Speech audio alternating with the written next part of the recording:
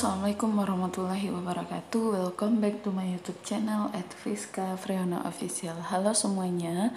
Pada kesempatan kali ini kakak mau membahas soal prediksi TKA sejarah untuk kalian yang akan ujian pada gelombang kedua. Semoga soal ini bermanfaat. Tanpa basa-basi, jangan lupa untuk like, komen, dan subscribe agar channel YouTube ini dapat berkembang dengan baik. Langsung saja kita masuk kepada soal yang pertama di sini.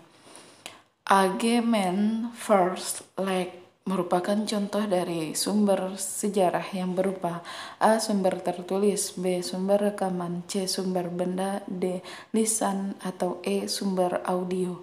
Nah, apa nih jawabannya menurut kalian? Nah, berikut pembahasannya. Jawabannya adalah A. Agamemnon First Leg adalah laporan yang dibuat oleh suatu lembaga pada masa kolonial Belanda. Dalam laporan ini kebanyakan berisi data-data kuantitatif, misalnya data angka jumlah penduduk pada masa kolonial Belanda. Laporan ini termasuk dalam sumber tertulis. Selain laporan yang masuk pada sumber tertulis, itu ada kategori lain, yaitu notulen rapat, surat kabar, dan catatan pribadi. Jadi Agamemnon First Leg itu merupakan contoh dari sumber sejarah berupa sumber tertulis. Jadi jawabannya A ya.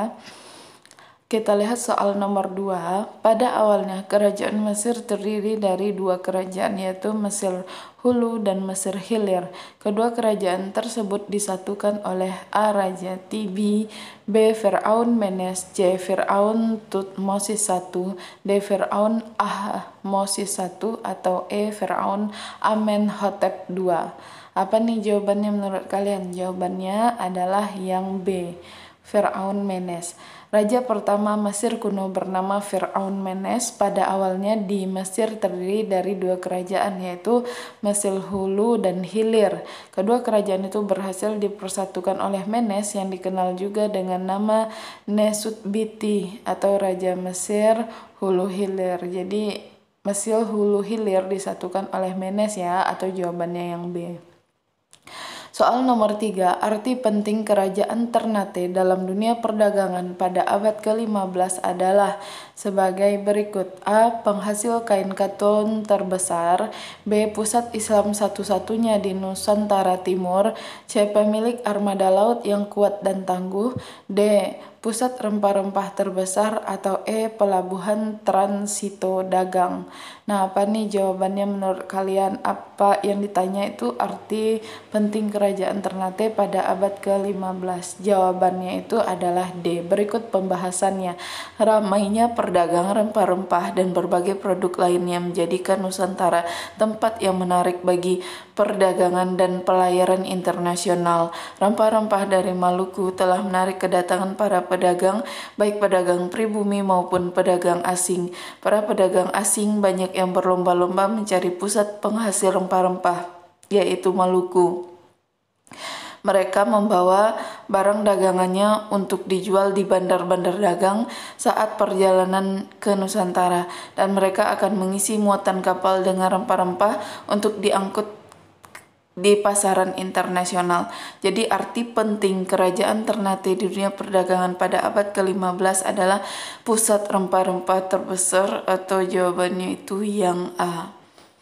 Soal nomor 4, Partai Sosialis Demokrat mengalami perpecahan menjadi Mensevik dan Bolshevik. Perpecahan tersebut dilatar belakangi oleh A. Kemarahan rakyat karena penggulingan Tsar Nicholas II, B. Programnya yang terlalu moderat, C. Perperangan antara Tsar Nicholas II dengan Kerensky, D. Perbedaan strategi untuk mencapai tujuannya, E. Adanya perbedaan kaum buruh dengan pemerintah. Apa nih jawabannya menurut kalian? Jawaban kakak adalah D. Perbedaan strategi untuk mencapai tujuan. Berikut pembahasannya. Pada tahun 1898, George Plekhanov itu mendirikan Partai Sosialis Demokrat dengan programnya yang moderat, yaitu persamaan dalam hukum, kemerdekaan pers, berbicara, berkumpul, serta perbaikan nasib buruh dan tani. Tujuan ini hendak dicapai dengan cara diplomasi politik dan pemogokan. Akan tetapi kelompok radikal dari partai ini menolak cara diplomasi politik dan menghendaki pemogokan. Perbedaan strategi dari kedua kubu itu memicu terjadinya perpecahan pada Sosial Demokrat. Partai Sosial Demokrat pecah menjadi dua, yaitu Mensevik yang berhaluan sosialis dan Bolshevik yang berhaluan komunis. Jadi perpecahan Partai Demokrat dilatar belakangi oleh perbedaan strategi dan tujuan. Soal nomor 5, cara yang dilakukan Jepang dalam rangka menghapus semua pengaruh Barat adalah A. Pelarangan penggunaan bahasa Belanda oleh rakyat Indonesia, B. Mewajibkan upacara sekerei untuk menghormati Dewa Jepang, C. Mendirikan organisasi Indonesia guna melawan organisasi Belanda, D. Menyibukkan rakyat dengan kerja romusa, atau E. Melakukan pelatihan militer melawan bangsa Barat. Apa nih jawabannya menurut kalian? Jawaban kakak adalah yang A.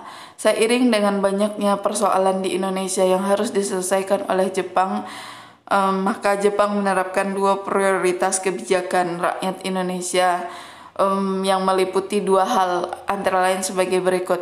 1. Menghapus semua pengaruh Barat dari kalangan masyarakat Indonesia, seperti